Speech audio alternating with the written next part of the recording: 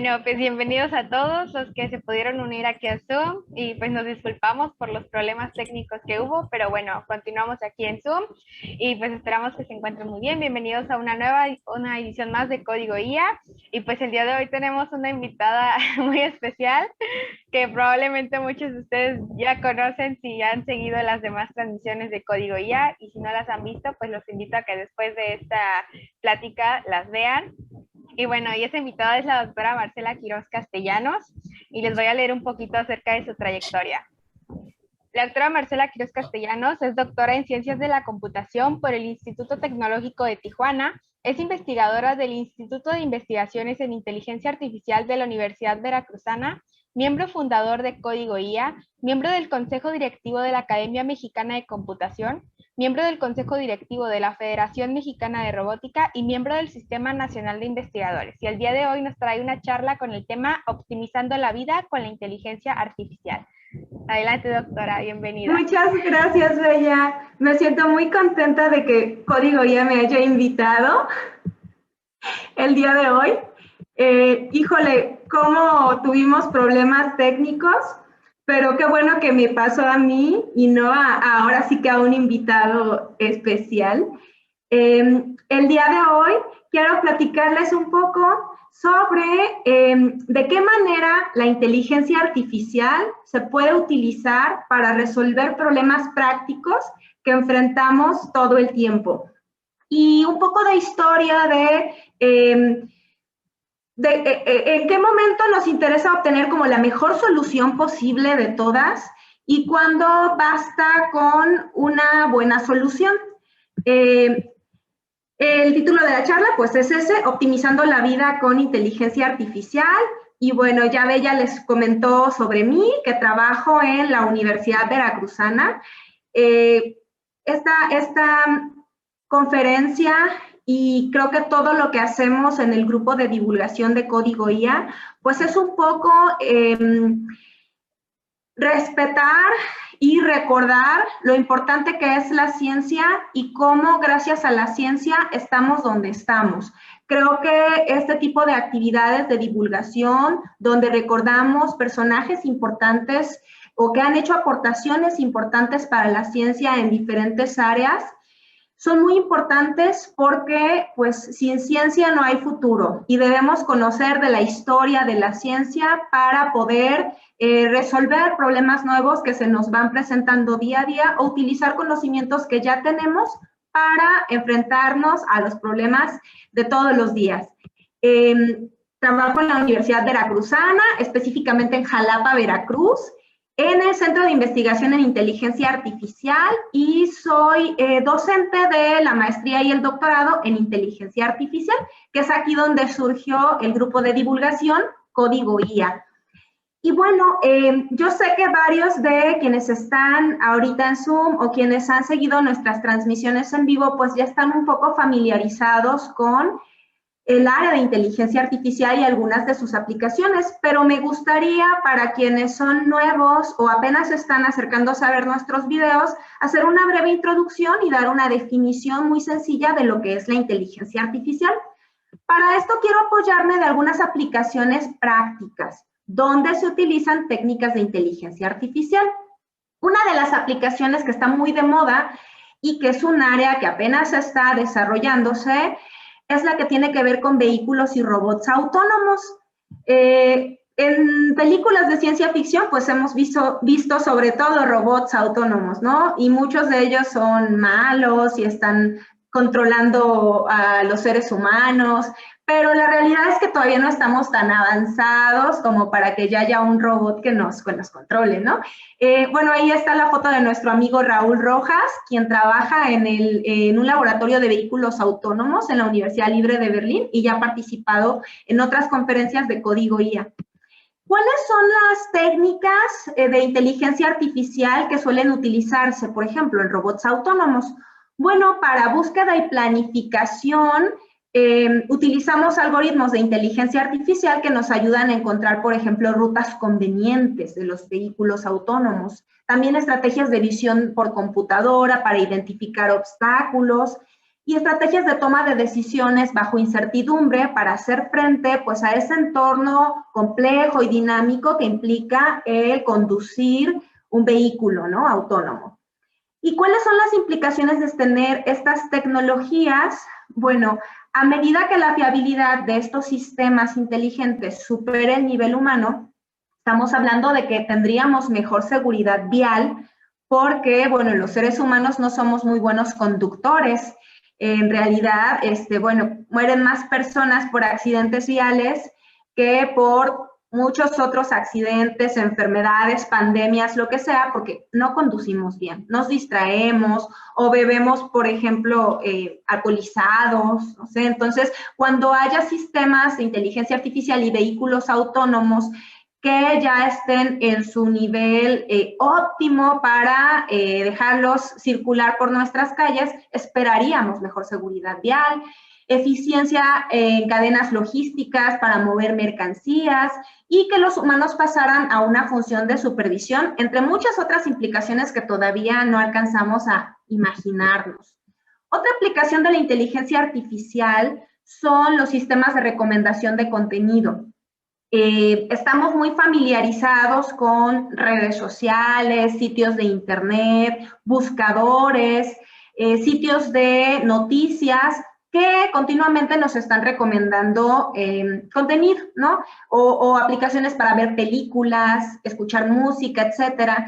Entonces, pues tienen ciertas ventajas, ¿no? Como que, pues a veces no necesitamos ya nosotros preocuparnos por qué queremos ver, qué queremos escuchar, qué queremos leer, pero eso también tiene sus implicaciones negativas, como que vivimos en una burbuja donde solo conocemos o vemos información relacionada con los temas que nos interesan, pero pues no estamos al tanto de la realidad o de lo que está pasando más allá de nuestra burbuja, ¿no? O luego nos llega la misma noticia por un montón de sitios diferentes que nos están recomendando el mismo contenido.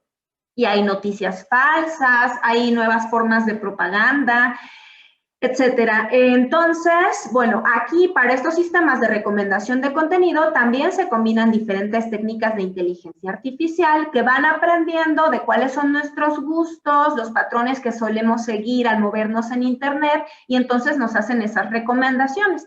Aprendizaje automático, visión por computadora, lenguaje natural, optimización, entre otras técnicas. Y para llegar a la definición de lo que sí es IA y lo que no es IA, a veces hay cierta confusión. Por ejemplo, cuando escuchamos el término robot, pues muchos pensamos que ya con ser robot ya es inteligencia artificial. Y no todos los robots involucran algoritmos de inteligencia artificial o son inteligentes. ¿Cuáles son las razones por las que luego nos confundimos y no tenemos una definición clara de lo que es la inteligencia artificial? Bueno, una es que realmente no hay una definición acordada oficialmente. Los mismos expertos no se han puesto de acuerdo en una única definición. Entonces, un día podemos ver una charla de alguien y nos muestra una definición, otro día alguien nos muestra una diferente, pero que más o menos se parecen, ¿no? Además, tenemos el legado de la ciencia ficción, que hemos visto tantos ejemplos de inteligencias artificiales malignas o de inteligencias artificiales que en realidad todavía no son factibles o no existen, pero pues creemos que ya están ahí, ¿no? Además, hay otros problemas que ocurren y que parecía que son muy difíciles, pero que realmente para un sistema computacional o un sistema con cierta capacidad de cómputo, pues no lo son. Y hay otros problemas que parecen muy fáciles, pero que para un sistema de IA son difíciles. Por ejemplo, tomar un objeto. Eso para nosotros como seres humanos, pues es algo trivial, es algo muy sencillo que lo hacemos sin pensar. Pero para que un robot pueda tomar un objeto sin que se le caiga, sin romperlo, sin que se le resbale, eso es muy difícil. Y eso es algo que trata o que manejan para lo que necesitamos sistemas inteligentes. Otros problemas que parecen muy difíciles, por ejemplo, jugar ciertos juegos como el ajedrez, cómo resolver problemas matemáticos, lógicos, que parecen muy difíciles para nosotros los humanos, realmente para los sistemas computacionales, una vez que tenemos ciertos algoritmos y capacidades de cómputo, pues no son tan difíciles, son fáciles. Entonces, el hecho de que no podemos o no tenemos claro pues cuáles problemas realmente necesitan un sistema de inteligencia artificial o un algoritmo inteligente para ser resueltos, pues hace que sea difícil la definición, ¿no? Como el hecho de que un robot distribuyera objetos de manera óptima en cajitas o en contenedores, pues eso para los humanos pudiera sonar sencillo, pero no lo es. La terminología clave para inteligencia artificial, pues digamos que dos son como las palabras clave.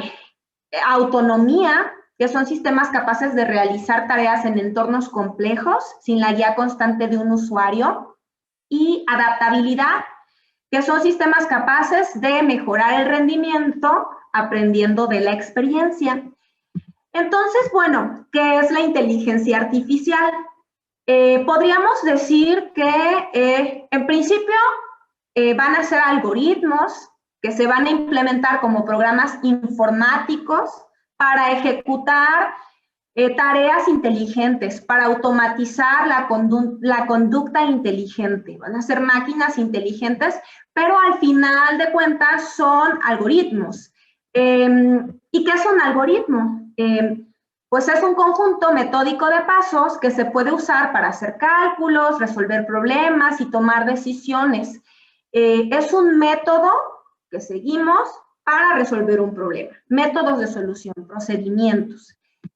Aquí tomé esta imagen muy sencilla que encontré en internet, bueno, que características de un algoritmo, las partes de un algoritmo, pues vamos a tener una entrada, que van a ser los datos que le damos, luego va a haber un proceso de solución, que va a ser ese procedimiento o esa serie de pasos que va a realizar el algoritmo para darnos una salida que va a ser un resultado final, ¿no?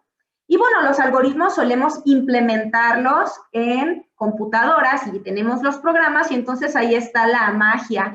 Pero la inteligencia artificial no es un área nueva. Hay muchos algoritmos de inteligencia artificial que existían desde el siglo pasado, mediados del siglo pasado, y que luego ya pudieron implementarse y que ahora están funcionando muy bien porque ya tenemos altas capacidades computacionales, pero todavía existen problemas que a pesar de que tenemos grandes capacidades de cómputo en la actualidad, todavía no son tan fáciles de resolver. Y es un poco los problemas de los que les voy a platicar. Entonces, bueno, decíamos que al final los programas de IA, pues son los algoritmos que están escritos en un lenguaje de programación y que las computadoras pues van a compilar en ceros y unos, ¿no? Al final son ceros y unos que le dicen a la computadora qué hacer y cuándo hacer. Es decir, no es magia, no es ciencia ficción, no de pronto se va a salir de control un sistema de inteligencia artificial y va a hacer lo que no debería, va a ser para lo que fue programado, ¿no? Las áreas actuales de la inteligencia artificial o que están en boga o que suelen trabajarse más, pues aprendizaje automático, creo que ahorita el aprendizaje profundo o deep learning es como que lo que está en boca de todos. Lo que tiene que ver con procesamiento del lenguaje natural, con visión, con sistemas expertos, robótica y planeación y optimización. De hecho, muchas de estas áreas, pues, se mezclan entre sí. O sea, de hecho, por ejemplo, para hacer visión utilizo estrategias de aprendizaje automático y también en los algoritmos de aprendizaje automático utilizo técnicas de optimización. El área de la que les quiero hablar hoy es la que tiene que ver con automatización, que es el área que yo trabajo. En esta área de optimización nos enfrentamos a problemas para los cuales yo tengo diferentes opciones. Por ejemplo, si el vehículo autónomo debe decidir entre ir por una ruta o ir por otra, ¿por cuál de las dos debe ir? Normalmente buscamos pues lo mejor, ¿no? Ir por la mejor ruta posible o buscamos la mejor solución posible. Cuando queremos eso, encontrar la mejor solución posible dentro de un grupo de soluciones candidatas, vamos a llamarlo así, nos enfrentamos a un problema de optimización. Es decir, buscamos de todas las soluciones posibles la que maximice o minimice algún recurso. Quiero mostrarles un ejemplo muy sencillo, pero que deja clara la complejidad que pueden tener estos problemas. Este problema, pues lo llamé aquí el problema del robot repartidor. Y es un robot que tiene que visitar un conjunto de n domicilios una sola vez, regresando a su bodega de origen, ¿no? O el sitio de donde salió con la mercancía y a donde debe regresar.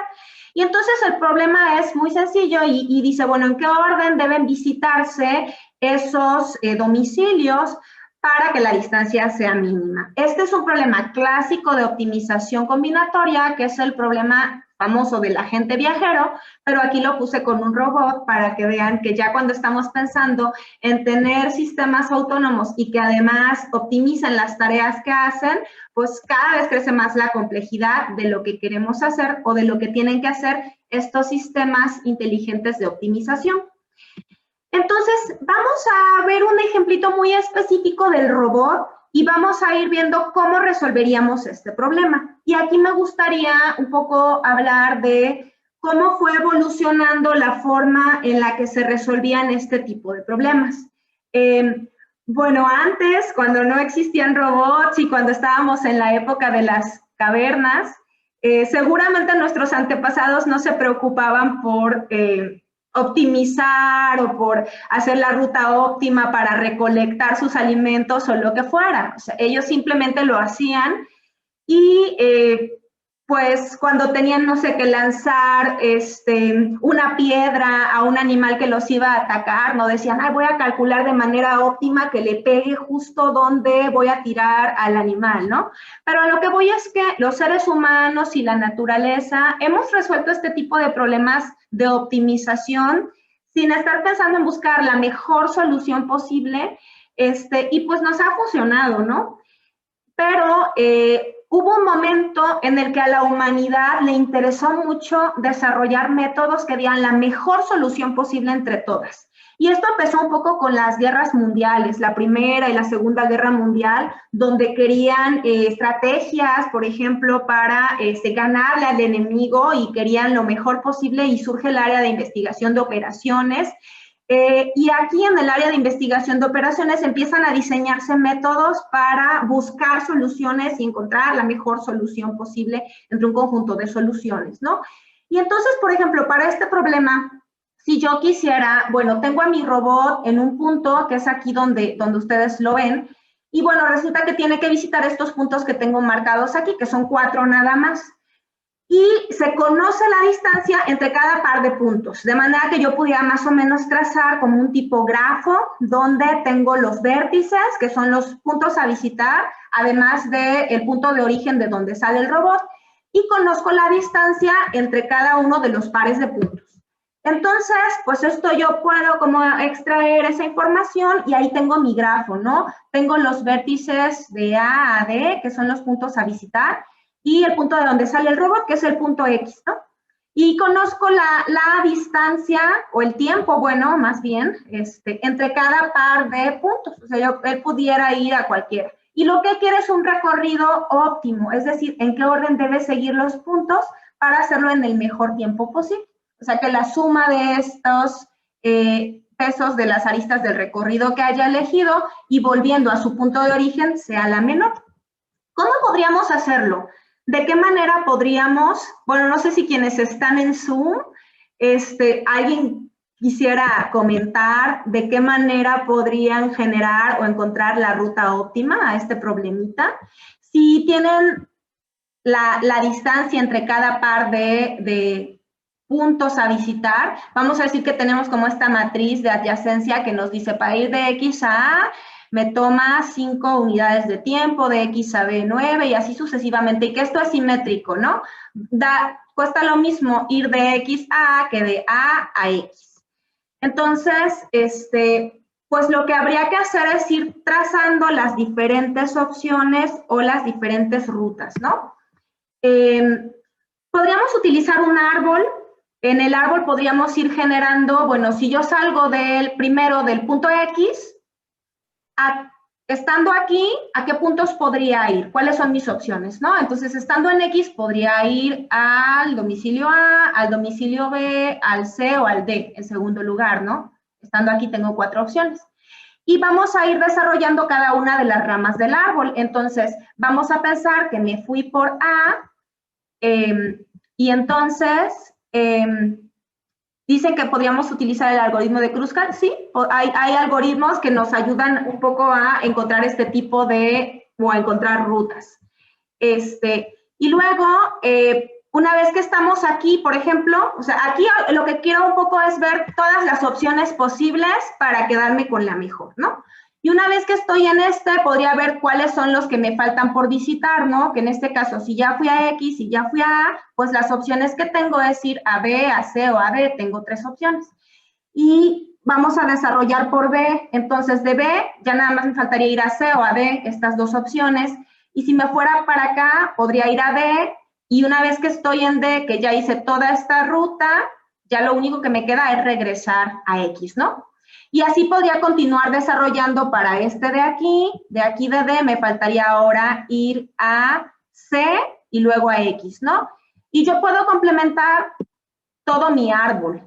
Si vemos las opciones, serían como cuántos niveles yo voy teniendo en el árbol. O sea, aquí tengo 4 opciones. Aquí para cada una de estas 4 yo tendría 3 opciones. Aquí para cada una de estas yo tendría 2 opciones. Entonces, el número total de ramas, vamos a decirlo así, que se pueden generar en el árbol serían 24. Y esas son todas las rutas o todas las formas diferentes en las que yo puedo recorrer esos puntos, ¿no? Volviendo al origen.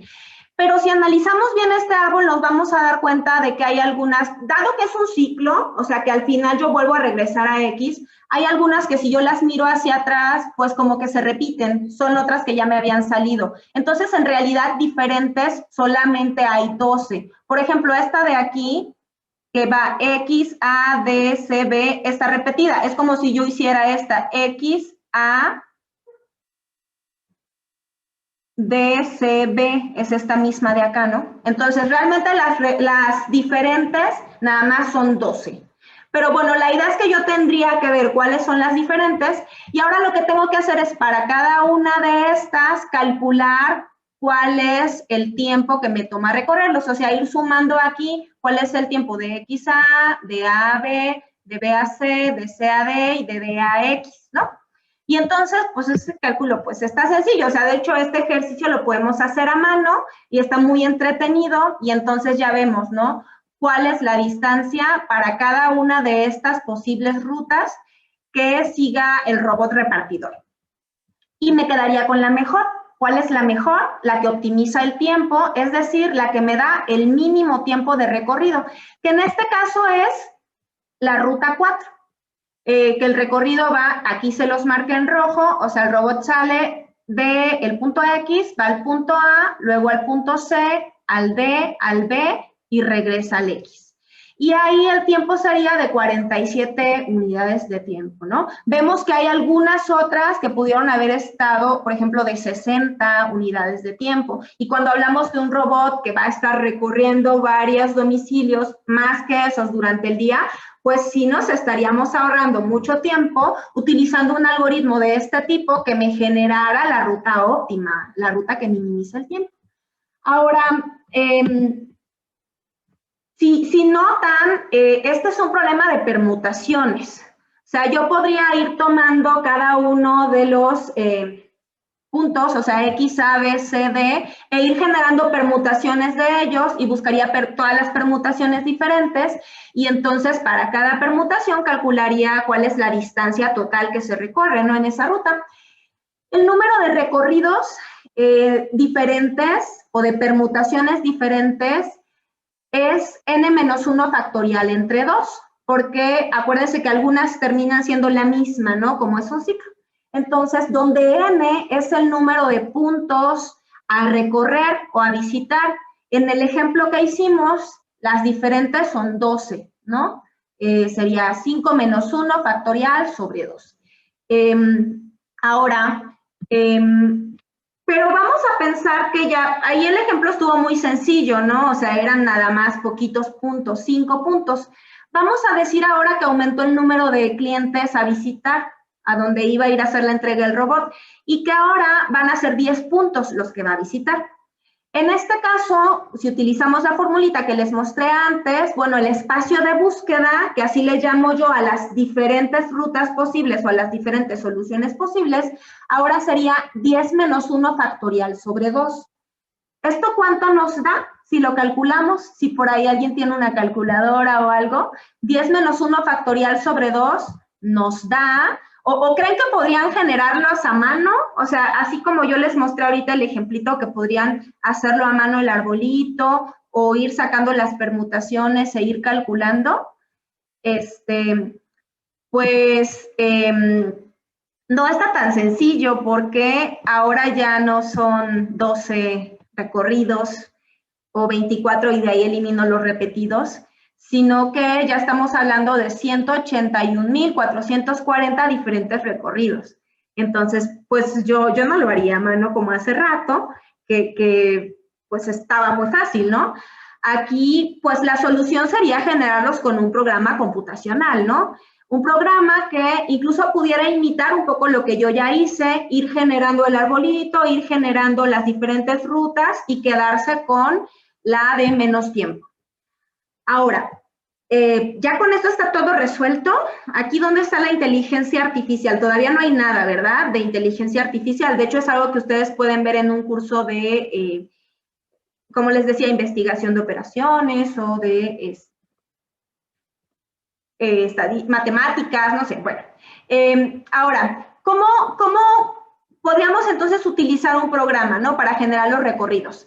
Pero, pues, las computadoras tienen cierta capacidad de cómputo, ¿no? Entonces, vamos a pensar que la capacidad de mi computadora le permite generar 20 billones de recorridos, o sea, de permutaciones por segundo. Son muchos recorridos por segundo, ¿no? De hecho, pues aquí, pues yo nada más estoy necesitando 181,440, entonces 20 billones por segundo. Para encontrar ahora el recorrido óptimo entre 20 puntos, sería necesario generar 60,000 billones de recorridos. O sea, si aplico la misma formulita de hace rato, 20 menos 1 factorial sobre 2, el número de soluciones posible es de 6 por 10 a la 16.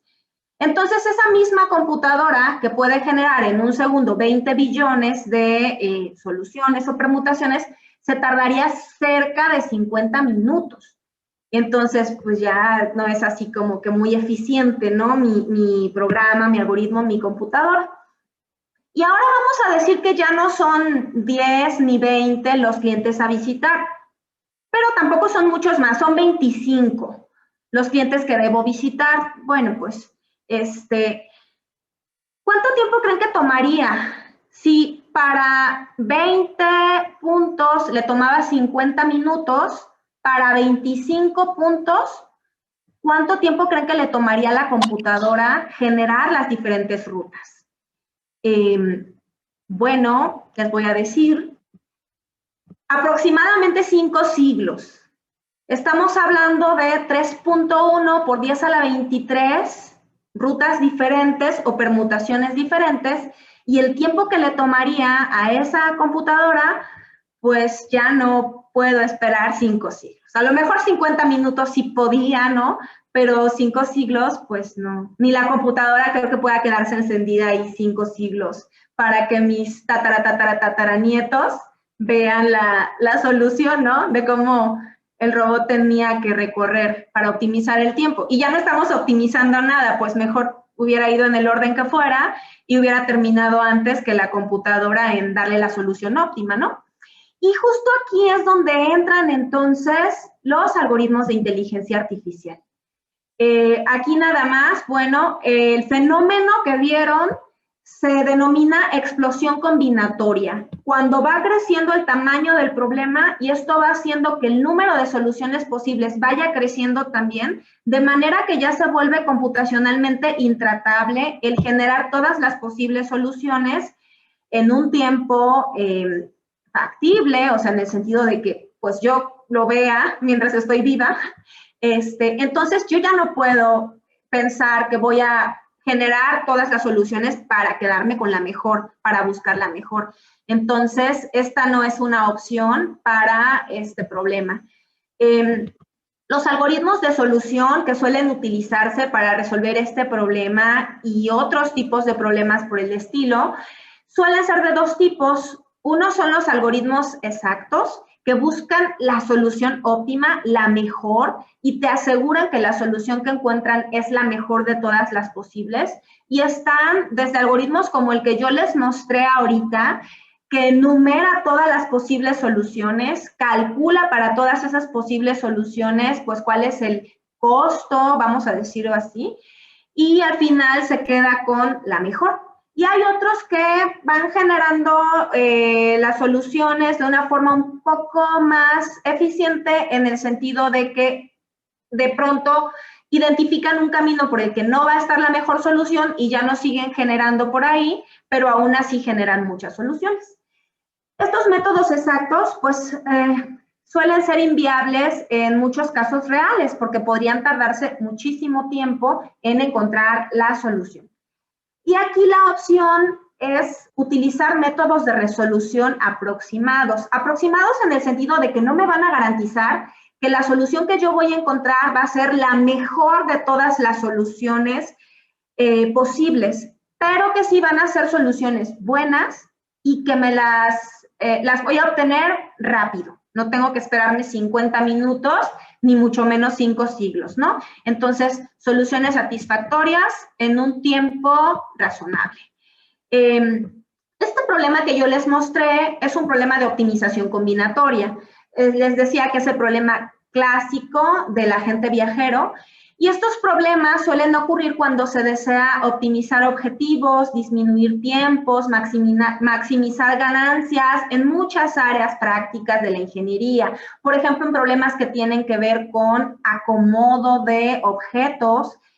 Un problema que yo suelo trabajar mucho es el problema de empacado de objetos en contenedores, que tiene aplicaciones prácticas como para cómputo en la nube, dónde me conviene o cómo debo acomodar yo todo eso que me están enviando para que yo optimice el uso del espacio, ¿no? Para distribución de tareas en procesadores, o el mismo problema que ya les mencioné hace rato de generar rutas, pero estas rutas pueden ser todavía combinaciones, ¿no? Yo debo llenar, por ejemplo, camiones de mercancía, de manera que yo optimice el número de camiones que utilizo y luego quiero optimizar la ruta que siguen estos camiones para visitar a los clientes y dejarles los productos, etcétera, ¿no? Otro problema clásico de optimización es el que tiene que ver con la mochila, cuando yo tengo que seleccionar algunos elementos de manera que maximice el beneficio, pero no exceda las capacidades que tengo, ¿no?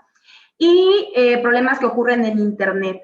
En muchos de estos problemas ocurre ese fenómeno que les mostré hace rato, ¿no? Que conforme crece el número de elementos del problema, pues aumenta el número de soluciones de manera exponencial y se vuelven ya imposibles de resolver, de manera que yo generara todas las soluciones y me quedara con la mejor. Entonces necesito métodos que me den soluciones buenas y rápidas. El área de optimización combinatoria, pues está relacionada justo con encontrar combinaciones de esos elementos simples, como en este punto, pues parecía muy sencillo, ¿no? Tengo los puntos a visitar y las distancias, y ahora hay que encontrar la solución óptima. Pero la optimización combinatoria realmente es una tarea innata para todo ser humano y se encuentra inmerso en muchas de las actividades que realizamos en la vida diaria. Por ejemplo, cuando acomodamos la despensa de manera que queremos que nos quepa, ¿no? En la alacena o en el refrigerador. O cuando calculamos, pues, en qué orden visitar, por ejemplo, los sitios a los que vamos a ir durante el día. Y no lo pensamos mucho y no pensamos en, pues voy a generar la solución óptima. Sin embargo, de manera intuitiva, o heurística, vamos a decirlo así, basados en la experiencia, en el sentido común, damos buenas soluciones. Por ejemplo, el robot, o si no hubiera sido un robot y hubiera sido un humano, bueno, a lo mejor hubiera dicho, no, pues voy a ir siempre al punto más cercano del punto en el que estoy. Y ya, no me complico. Y normalmente es como los humanos solemos, sobre todo cuando no tenemos suficiente información o no hay otras restricciones ahí o prioridades, pues más o menos funcionamos de esa manera, ¿no? Nos vamos a donde está más cerca de donde estoy en este momento, aquí. Muchas especies animales también son capaces de resolver este tipo de problemas de una manera rápida y conveniente. Entonces, la inteligencia artificial utiliza para resolver estos problemas un poco esta experiencia o sentido común que suele tener los seres humanos, la misma naturaleza, para resolverlos. Simula la manera en la que los seres humanos y la naturaleza resuelven estos problemas. Y aquí es donde entran ciertas técnicas de inteligencia artificial que se inspiran en cómo trabajan estos sistemas naturales, ¿no? Hay un montón de algoritmos de inteligencia artificial, se les suele llamar metaheurísticas, a los que resuelven problemas de optimización. Y de entre los más conocidos tenemos los modelos de computación bioinspirados, que emplean analogías con sistemas naturales o sociales para la resolución de problemas, simulando de qué manera estos sistemas naturales o sociales utilizan pues el sentido común, la experiencia, etcétera, para buscar, para aprender. Por ejemplo, los algoritmos genéticos pues se inspiran en el proceso de evolución biológico, en el proceso de selección natural, para que los individuos más aptos vayan sobreviviendo. Y luego esto yo lo puedo aplicar, por ejemplo, para resolver ese problemita que les expliqué hace rato, de manera que yo vaya generando algunas soluciones, vaya calculando qué tan buenas son, las vaya combinando y quedándome con la mejor. Las hormigas, por ejemplo, resuelven problemas de rutas, pues también todo el tiempo. O sea, ellas están buscando alimento y luego de pronto vemos que todas las hormigas, pues, están siguiendo la misma ruta y llevan el alimento de ahí al hormiguero, pero ellas tienen un comportamiento muy... pues que parece sorprendente en el sentido de cómo lo hacen, de manera que seleccionan como que la fuente de alimento más cercana. De pronto salen a explorar y al principio las ves pues que cada quien va por un rumbo y de repente ya las ves que están bien organizadas y que todos van a la misma fuente de alimento. Y entonces hay también algoritmos de optimización inteligentes que simulan el comportamiento de las hormigas para obtener sus alimentos.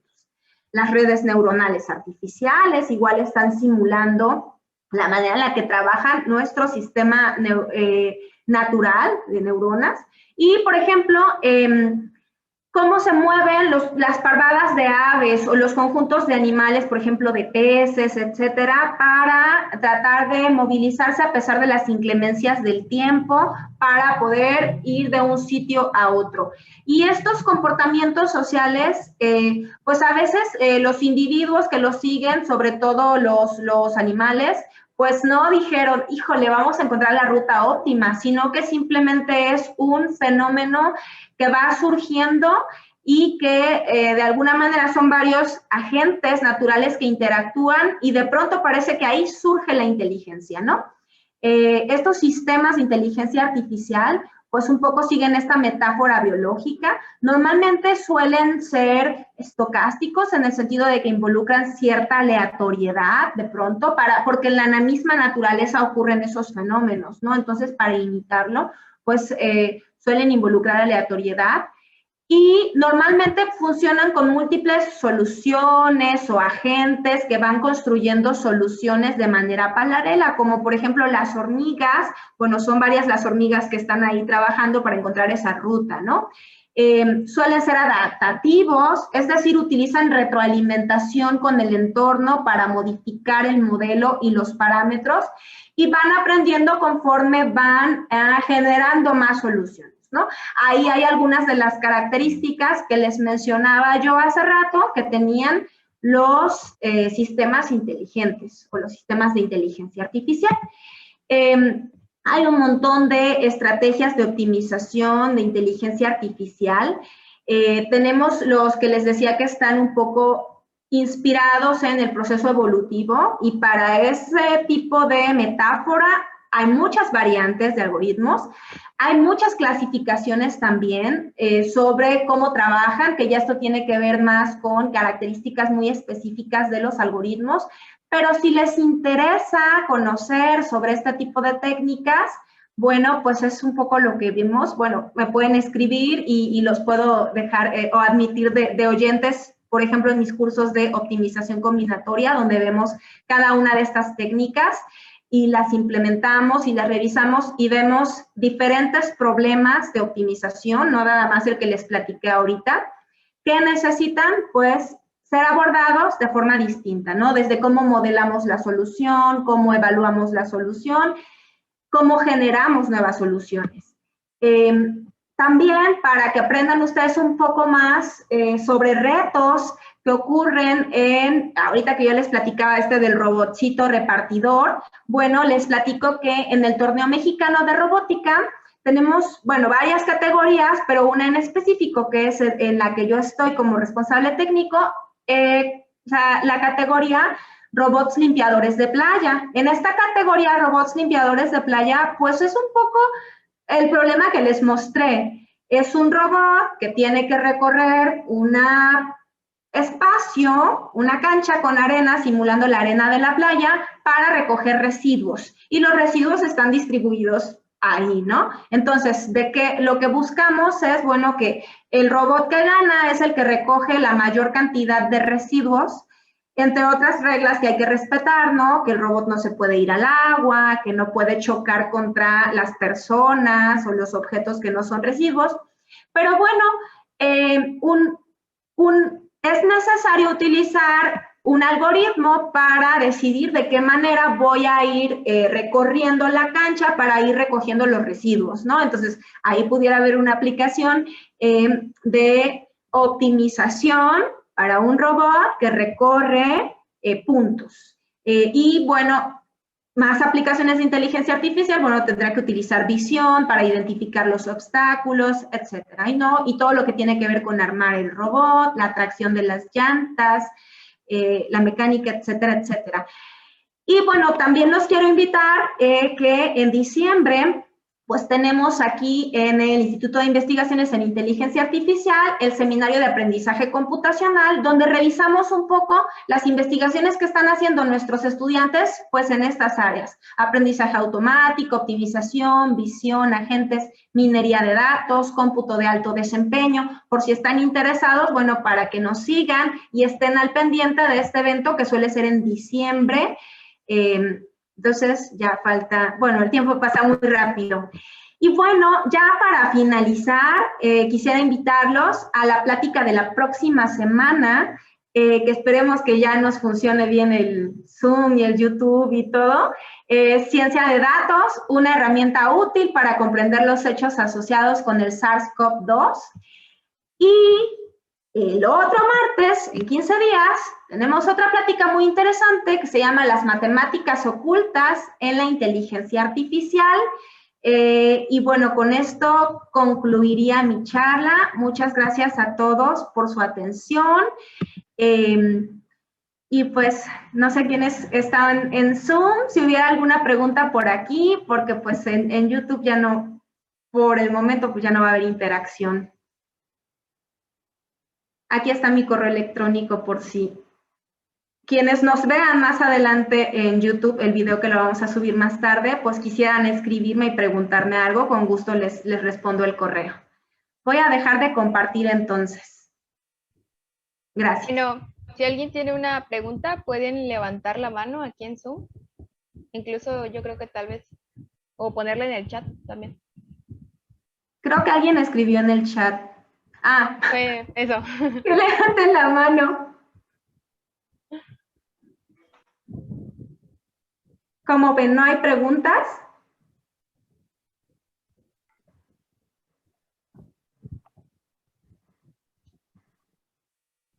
Luis, pregúntame. Hola. Hola. Oye, sí, tengo una pregunta. A ver.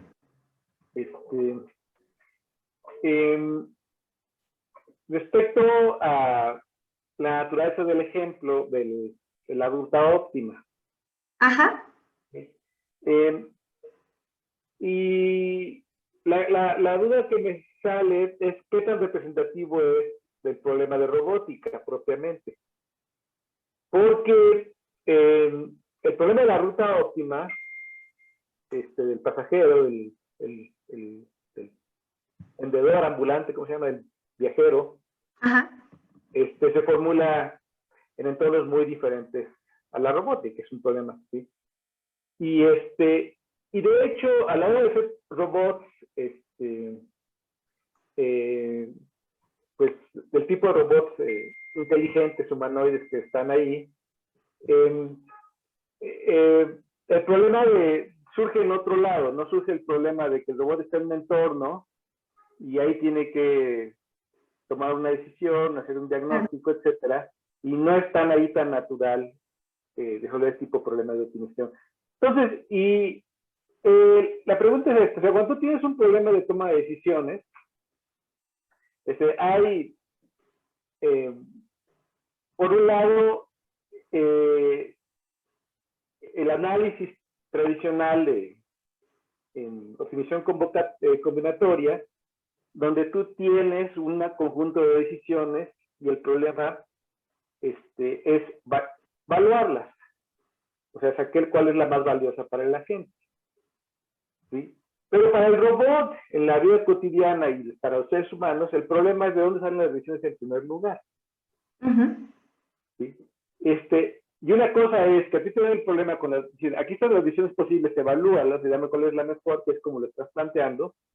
Y otra cosa es quién pone las decisiones, de dónde salen esas decisiones. Y de hecho la pregunta un poquito que sí tengo, o sea, que tengo mucho interés en preguntarte es, si en general en el campo de optimización combinatoria se asume que las decisiones están dadas o hay algo para inducir las decisiones, para ponerlas sobre la mesa. Sí existen problemas en los que va cambiando el ambiente. O sea, por ejemplo, el ejemplo que yo di ahorita y muchos problemas de los clásicos de optimización combinatoria, pues ya el problema está dado. No cambia durante el tiempo ni están surgiendo como datos adicionales que me permitan de pronto modificar, ¿no? Pero hay adaptaciones en donde sí, de alguna manera el problema puede ser dinámico o puede cambiar la condición. Pero en ese sentido yo tendría como que hacer un recálculo otra vez, ¿no? De ahora cuál es la mejor decisión a tomar. Sí, pero un poquito la pregunta es esta. Ajá. O sea, como yo veo que el análisis de toma de decisiones en investigación de operaciones, en optimización combinatoria, etcétera, etcétera, etcétera, normalmente el problema se plantea diciendo, mira, estas son las posibles decisiones de la gente. ¿Ok? Este es el árbol de decisión. Ahora, cuantifica cuál es la decisión que tiene el valor para la gente. ¿Ok? Pero las decisiones ya son entrada al sistema, entrada al problema. Digamos, están dadas sobre la mesa. Las soluciones, o sea, ¿de qué manera? Las decisiones. O sea, tú cuando tienes una incidente en la vida cotidiana, algo pasa, tienes que tomar decisiones, y la decisión de pronto en la mente aparecen las decisiones. Ah, puedo hacer esto, puedo hacer otro. Y luego que tienes decisiones, entonces dices, esta es la mejor porque tal ya se evalúa. Pero hay dos partes del proceso. Una es la síntesis de la decisión, o sea, cómo la mente se las ingenia para darle a la gente una serie de cursos de acción o decisiones, y otra es el análisis de las decisiones. Es, una vez que las decisiones están dadas, cuál es el valor de la decisión. Entonces, en la plática que tú diste ahorita, y en general, como yo percibo el cambio de decisión combinatoria, esa es la forma estándar de solucionar el problema. ¿Okay? Que es muy útil para un analista. Porque el analista le dice, oye, estas son las decisiones que hay que tomar, cuál es la mejor, ¿no? Cuál es la que me cuesta más, etcétera, etcétera, ¿no? Pero un poquito el problema cuando surge en un ambiente más libre, de robótica, por ejemplo, o para los seres humanos tomando decisiones, es que las decisiones no están definidas de antemano, que de pronto a la mente se le presentan espontáneamente el curso de acción. ¿Sí? ¿Sí? Entonces, esa es la pregunta que te quiero hacer. O sea, ¿qué dice el análisis de optimización óptima? ¿Qué dice las metodológicas y todo? De cómo surgen las decisiones, de dónde salen las decisiones en primer lugar. A ver, creo que todavía no he terminado de entender a qué nos referimos con decisiones. O sea, si regresamos un poco al ejemplo este que yo di, una decisión sería a qué punto ir a continuación de otro, o qué sería una decisión.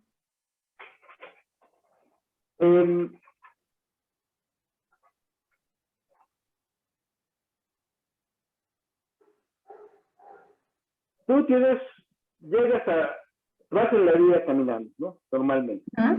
Entonces, si no hay ninguna cosa que te preocupe, pues te sigues caminando todo el tiempo, ¿no? Pero de pronto hay algo que no es como tú lo esperabas. ¿Sí? Entonces, llegas a tu casa y encuentras un charco enfrente de la puerta de tu casa. ¿Sí? Y ese charco no está normalmente enfrente de la puerta de tu casa. ¿Sí? Y entonces te dice a ti, dice, pues, ¿qué pasó? ¿No? Y tú no sabes qué pasó. Entonces dices, bueno, a lo mejor llovió, o a lo mejor se rompió una tubería, o lo que sea, pero algo pasó. ¿Sí? Y entonces haces tú una inferencia a la causa más probable que da como resultado ese efecto. ¿Sí? Que es una hipótesis. Y luego te viene a la mente, bueno, ¿qué hago al respecto? Entonces supongo que tú decides que el charco está ahí porque se rompió una tubería. ¿Sí? Entonces, ¿cuáles son las opciones que te plantea en tu mente? Una es caminar sobre el charco. ¿Sí? Otra es llamar a un plomero. ¿Sí? Otra es tú misma ir a repararlo. Entonces, ahí, esas tres opciones surgen en la mente y tú tienes que decidir cuál opción tomas. ¿Ok? Pero para poder hacer el análisis de cuánto cuesta, las tienes que decidir, las tienes que venir a la mente. Claro. ¿Sí? Entonces, la decisión es eso, porque una vez que tú tomas la decisión, tú la evalúas y dices, esta es la mejor decisión, y luego haces un plan. Normalmente la decisión se convierte en el objetivo del plan. O sea, la decisión, el producto de una decisión es qué hacer. ¿Sí? Y eso es lo que da un plan, que el plan tiene por propósito cómo hacer esa decisión, cómo llevar esa decisión a la acción. Sí, no, en Entonces, ese caso. O sea, es la síntesis de las opciones. O sea, normalmente en el marco, como yo lo percibo, el marco de investigación de operaciones, de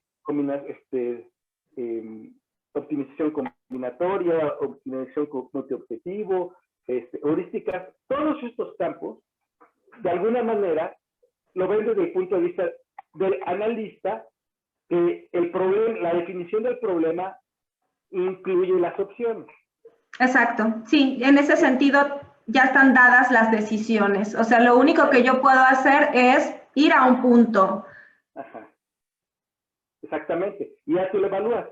Y lo que te quería comentar es que mucho del problema de un agente inteligente, como un robot o un ser biológico, o sea, que piensa, un ser humano, el problema del problema no es tanto evaluar la decisión, sino el problema del problema es saber cuáles son las posibles cursos de acción. ¿Sí? Entonces, nada más lo que yo tengo es una pregunta clarificatoria de en qué medida el análisis de decisiones desde la perspectiva tuya incluye o estudia el proceso de la síntesis de la decisión, o si lo que como yo interpreto, de que es una expresión del problema, así es siempre. O sea, ¿cómo lo ves tú?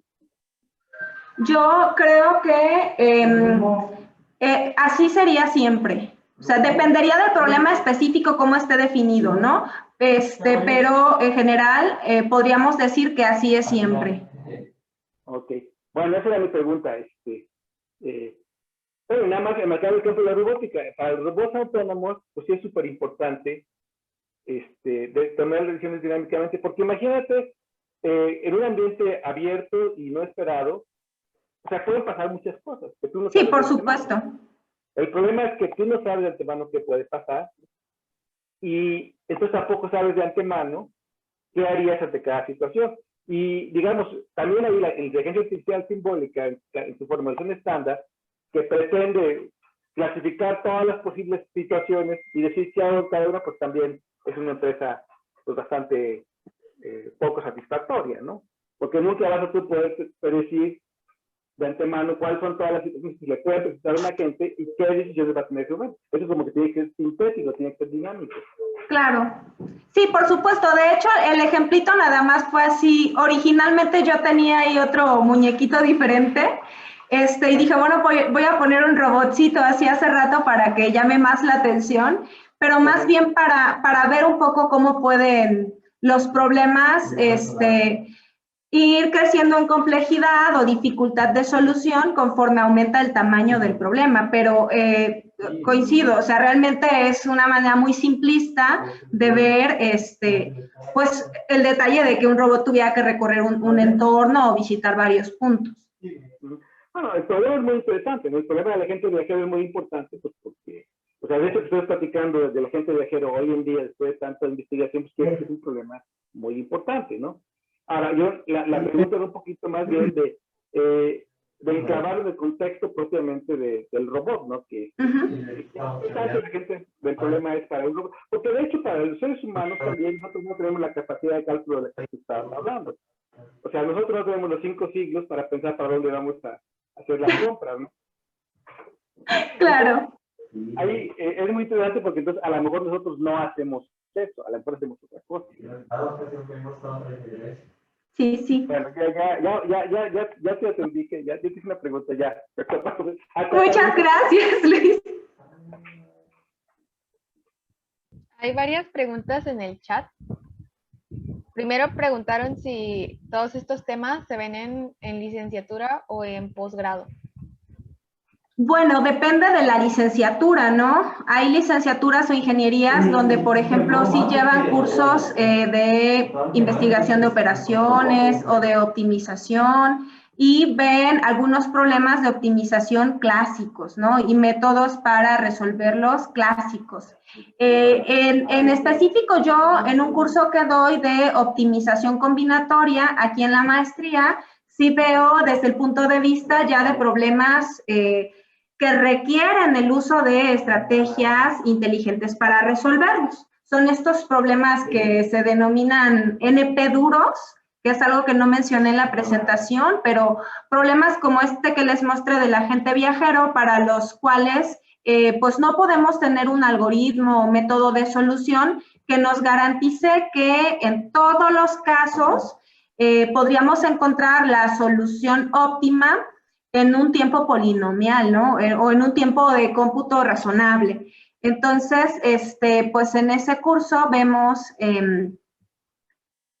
desde problemas distintos, con distintas características, cómo podríamos representar una solución, de qué manera podríamos evaluar que las soluciones sean buenas y generar nuevas soluciones a partir de una o de varias soluciones. Bueno, la otra pregunta dice, con relación a su práctica o investigación de algoritmos bioinspirados, ¿su experiencia está más orientada a buscar problemas que se resuelvan por procesos naturales conocidos o a buscar nuevos procesos naturales para problemas abiertos o a mejorar un proceso natural existente? Bueno, en general, a mí me gusta más... a ver, lo voy a decir. Yo creo que muchos de los métodos que tenemos para resolver problemas en el campo de la inteligencia artificial o métodos bioinspirados, de alguna forma involucran ciertas estrategias que son un poco lo mismo. O sea, yo, por ejemplo, cuando veo con mis estudiantes el curso, ¿Qué es lo importante que aprendan? A representar una solución. O sea, ¿cuál es la forma apropiada de representar una solución para este problema? De manera que esté lo más cercana posible al espacio de soluciones. Otra, cómo evaluar una solución para que cuando tú compararas dos soluciones que parecen diferentes o que se ven iguales, pero realmente son diferentes, ¿cuál es mejor? Y otra que tiene que ver con, una vez que tú tienes una solución, cómo a partir de ella puedes generar otras. Cuando nosotros tenemos esos tres elementos claros y dominados, ya no debería ser un problema el utilizar una estrategia o el utilizar otra estrategia. Y las estrategias de solución generalmente se basan un poco en los mismos principios. Primero, tener como diversidad de soluciones, o sea, que tú puedas generar soluciones de diferentes características, de diferentes, que se posicionan en diferentes partes del espacio de búsqueda, vamos a decirlo así, y que tú puedas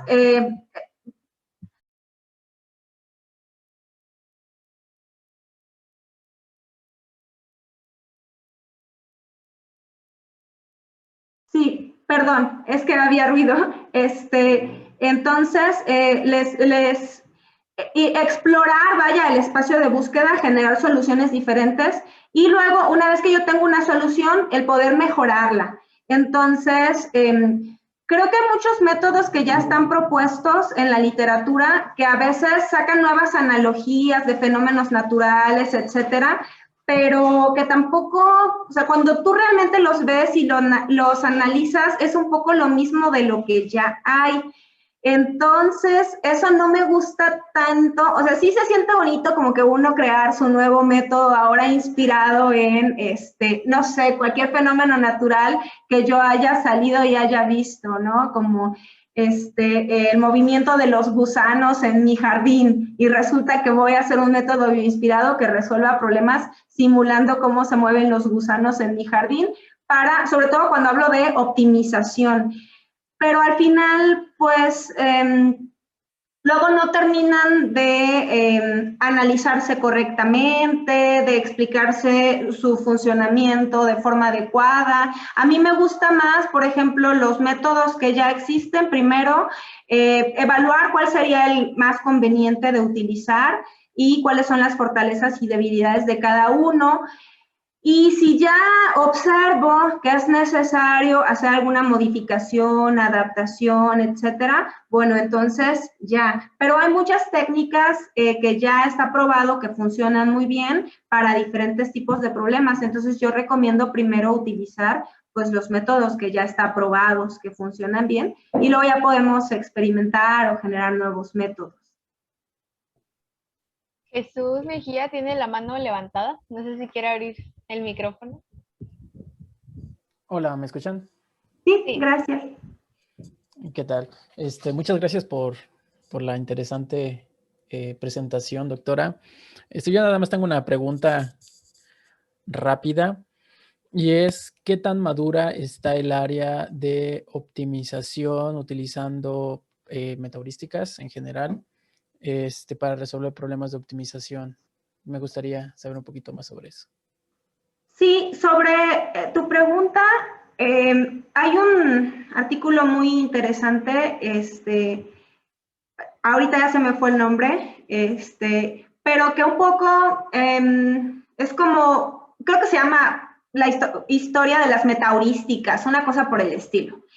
Y en ese artículo un poco estudian cómo ha sido la evolución de estos métodos de optimización, más o menos cuando comienzan a surgir, pues como que los que empezaron a escucharse primero pues fueron los algoritmos evolutivos, estrategias de búsqueda local como el recocido simulado, etcétera, y pues cómo el área fue creciendo y cómo cada vez fueron proponiéndose más y más y más algoritmos.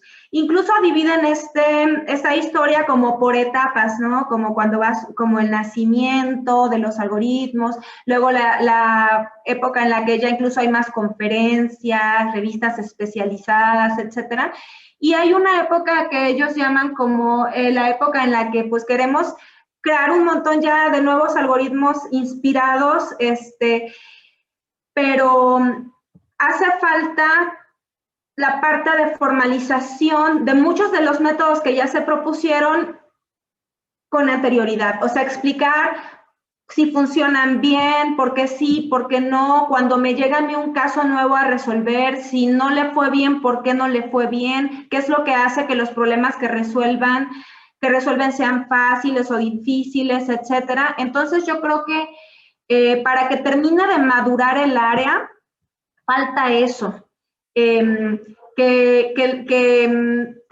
A mí me toca, bueno, por ejemplo, cuando me toca revisar artículos del área de optimización, siento que falta mucha madurez en la formalización del método, en la explicación de por qué trabaja como trabaja. Yo creo que todavía se necesita mucho trabajo y justo eso es lo que a mí me gusta hacer, el análisis de algoritmos metaheurísticos para identificar las causas de que tengan un buen o mal desempeño ante un problema de optimización. Excelente. Pues muchas gracias de nuevo por su presentación y por su respuesta. Gracias, Jesús. Pues hay otras dos preguntas en el chat. Dice Jesús Rolando, dice, excelente plática, doctora. Desde el enfoque de la generación automática, ¿qué enfoques nos puede compartir en la síntesis de programas automáticos? Bueno, para generar problemas de manera automática, tenemos, por ejemplo, en la parte de algoritmos evolutivos, hay estrategias de algoritmos evolutivos que se suelen utilizar para generar programas, ¿no? De solución. Y también hay otra área que tiene que ver con, pero ahí es más un área que se llama algoritmos hiperheurísticos, donde yo tengo como que diferentes mini estrategias para resolver un problema. Y la idea es que yo voy a construir una mejor estrategia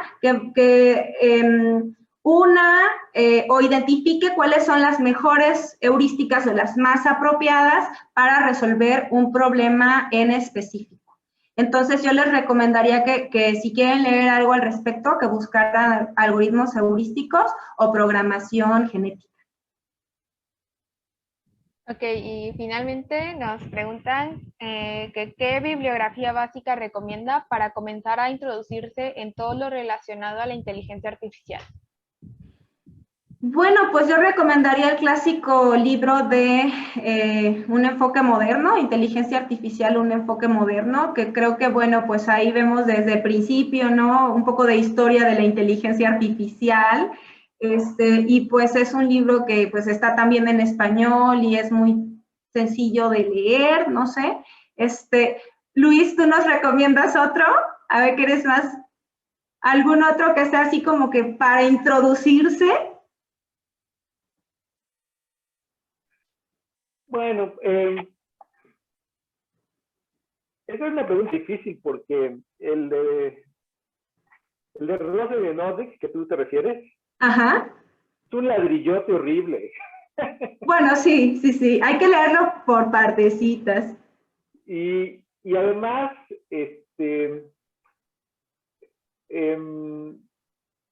da una visión como particular, ¿sí? Y hoy en día, a pesar de que no es tan viejo, aunque es un poquito viejo, pues realmente ha cambiado muchísimo el panorama de la inteligencia artificial y de manera de comprenderla. Entonces, yo no sé si hay un texto ahorita que sea una comprensión, una visión así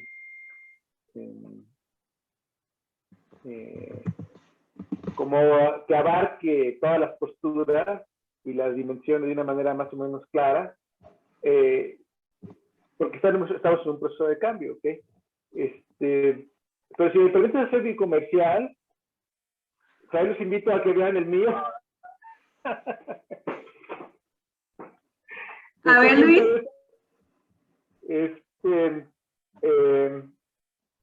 Que hay una introducción a la inteligencia artificial, pero debo confesar que todo lo que yo digo no es necesariamente nada estándar. Es una visión muy particular. pero sí ahí cuento una historia de la inteligencia artificial y también cuento una historia de hacia dónde podemos ir.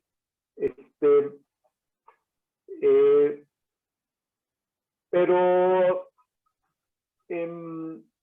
sí es una cosa, es un problema interesante. O sea, es un problema interesante tener un texto que realmente abarque las diferentes posturas y con el dinamismo que está habiendo en este momento.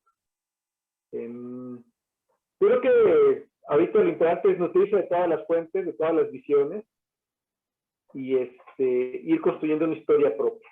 De hecho, creo que es Claro. Oye, ¿y el tuyo dónde lo podemos encontrar?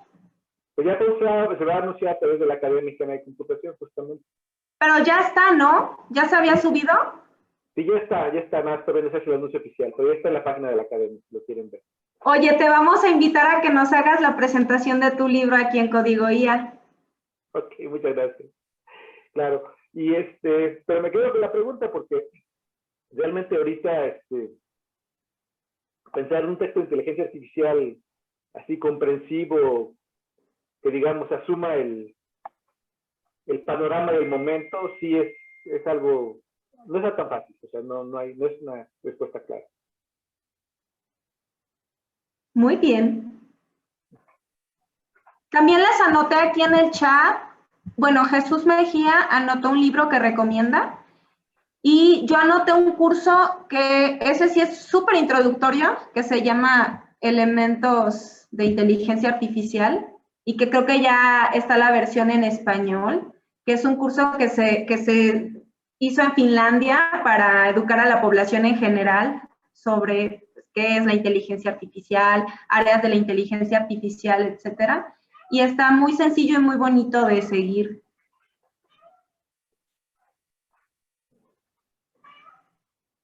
Muy bien. Bueno, pues si ya no hay más preguntas, creo que ya daríamos por concluida la charla de hoy, que se logró a pesar de todo. Entonces, pues muchas gracias, doctora, por compartirnos una vez más pues, de su conocimiento. Ahí en el chat le están diciendo que muchas gracias. Y pues, eso. No, pues gracias a todos. La verdad es que sí me estresé un poco porque pues no salían las cosas, no podíamos lanzar la transmisión. Pero bueno, gracias a los que se conectaron en Zoom.